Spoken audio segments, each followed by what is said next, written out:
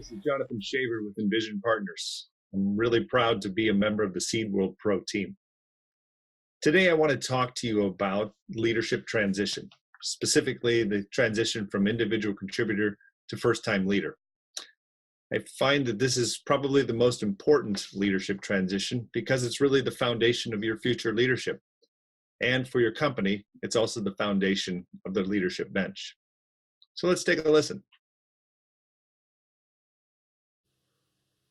Well, look who's the new leader. Congratulations on the recognition of your accomplishments and the recognition of your potential. As you make this transition to leadership, whether it's a brand new role or you've been transitioning for a while, I imagine you have a lot of emotions.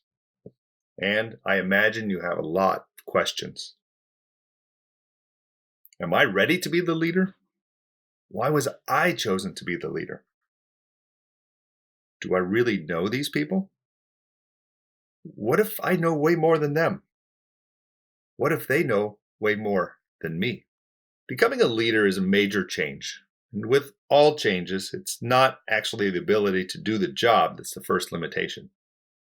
Whether we've chosen a leadership role or a leadership role is chosen for us, the resistance is actually inside. It's emotional. I think it's important to recognize that this change is not just about learning new skills or practicing new behaviors.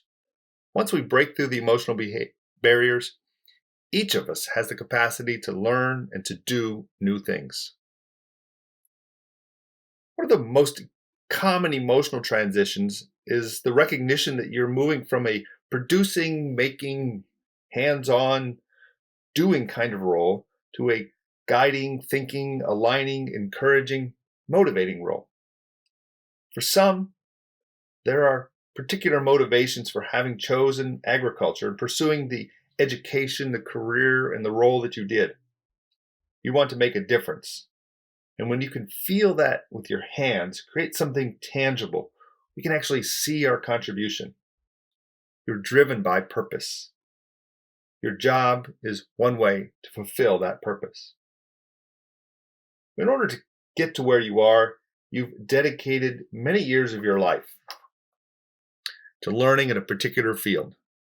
That education led to a job, and with hard work, you became very good in your area, maybe the best that you know.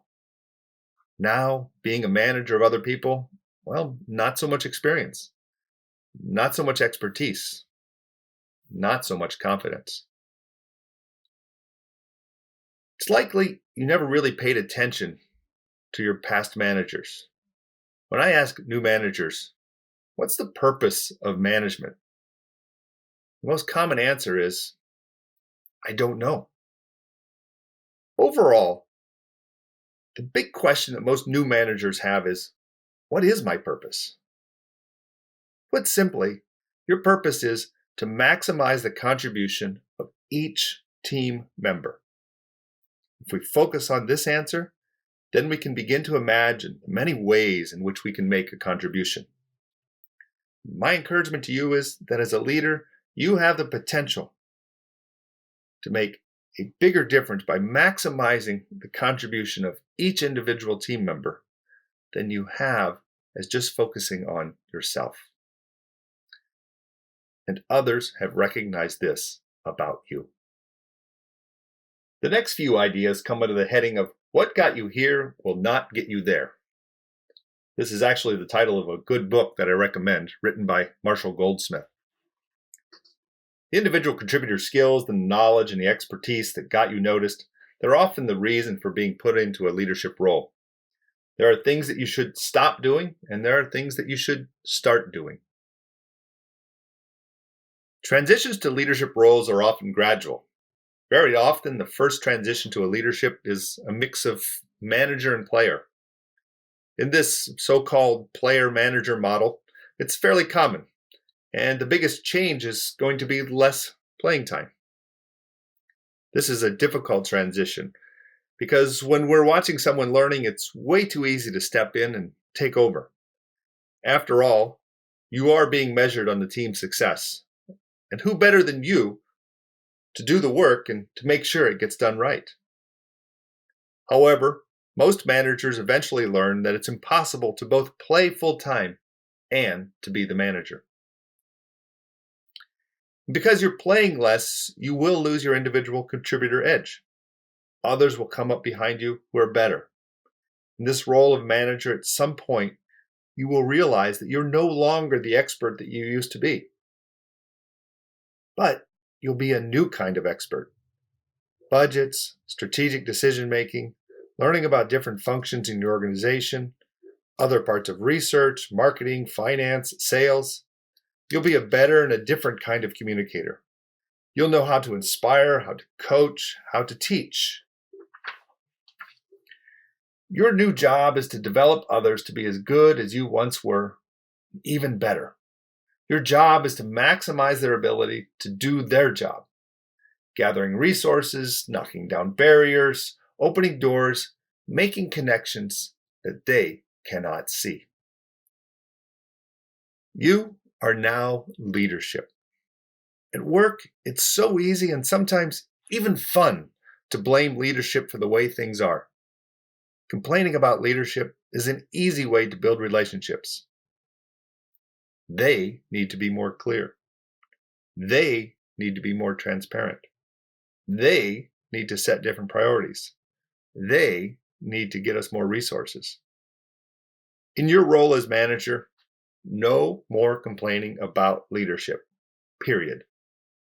To your team, you are leadership, especially when things aren't going well. Using your leadership position and building a coalition against upper management will never work. As a member of your team and as a member of the leadership team, your loyalty now lies on two teams, and you must live with the tension that exists between them. Expectations will continue to come at you from the top. They always have, and well, because you've never not had a boss. But now with direct reports, you have expectations from the bottom too. This is what I refer to as the manager sandwich, and you are the cold cuts in the middle. The bread looks far more appetizing than the meat. You now have access to insight and information that you did not used to have. How do you use this information? Is this information a source of control over your team?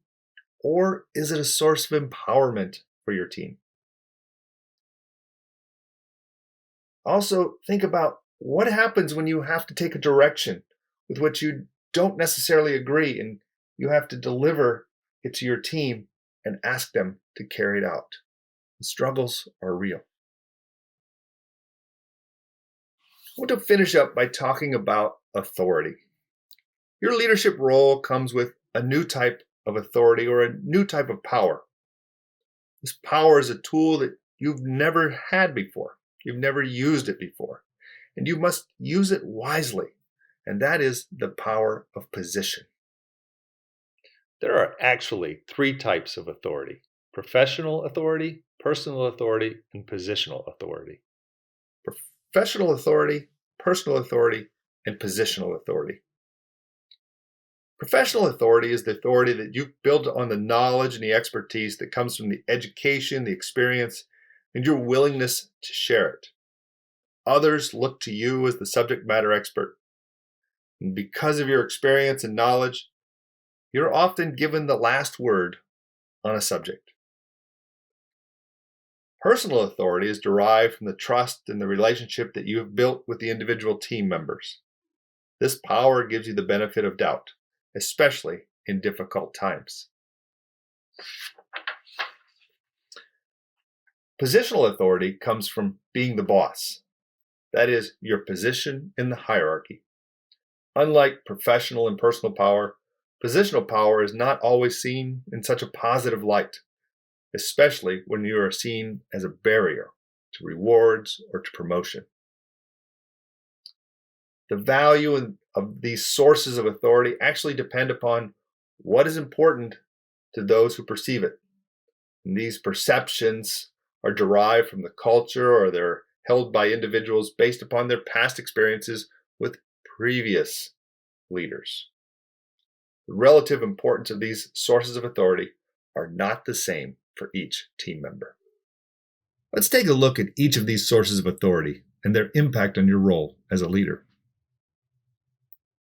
As a leader, you should use your positional authority as little as possible. Be warned, though, that others are going to assume that you're using that positional authority even when you're not.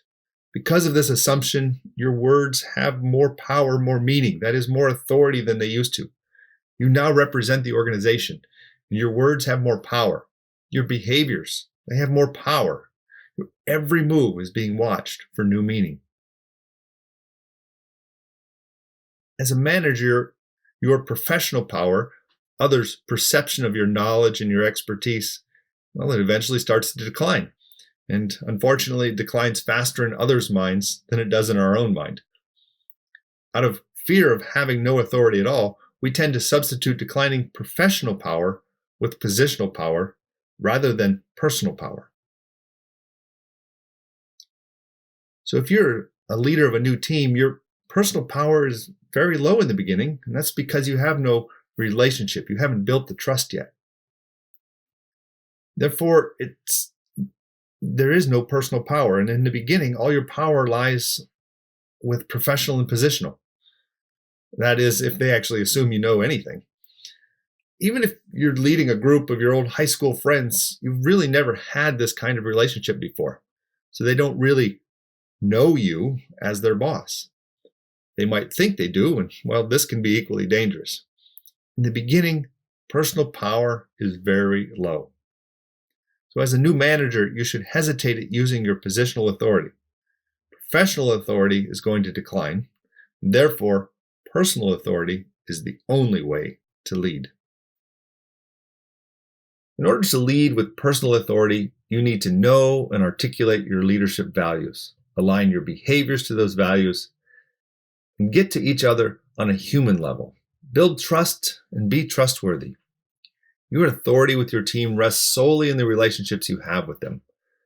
Relationships start with trusting others' integrity, their judgment, accepting their passions and their intentions. When trust is established, then you can discuss how and what work to do. In return, be trustworthy. Act with integrity. Use and share your judgment. Act with passion and have good intentions. As a leader, manage relationships and the rest will come. In summary, leadership is an emotional transition. Your contribution is achieved through others. Leadership requires new behaviors and new ways of thinking. What got you here will not get you there. Most importantly, build, maintain, and grow relationships. Really appreciate the opportunity to share a few new leader thoughts with you, and I look forward to having continuing conversations with you about your roles and your transitions in your new leadership role.